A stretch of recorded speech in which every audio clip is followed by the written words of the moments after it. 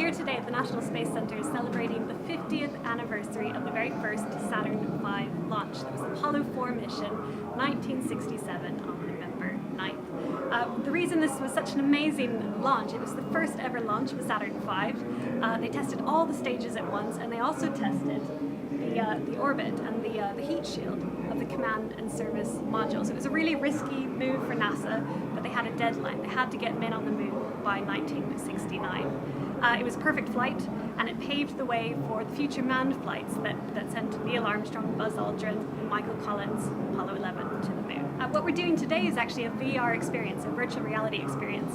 So we've got a room where we've got a headset, and visitors can stand under a Saturn V rocket full scale and just get a sense of the enormity of how huge this rocket really was.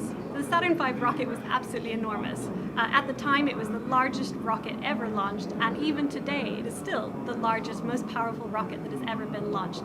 And the reason it had to be so huge is because we were sending astronauts further than ever before, and rockets, the bigger they are, the further you can go with the fuel. Now the Saturn V rocket was 110 meters high, so it was actually, this is a model of it, 100 times smaller than the real thing, if you can imagine that. And we actually like to tell people with our rocket tower, it was 2.5 times higher than the rocket tower itself, so visible anywhere in Leicester. But I think what the VR does is it allows you to actually get a sense of the real thing, as you would very few other places in the world. So there's only a handful of other Saturn V rockets on display, they're all in the US. What we can do with VR is actually allow people to get a sense of the real thing, walk under it, have a look at just how huge it was.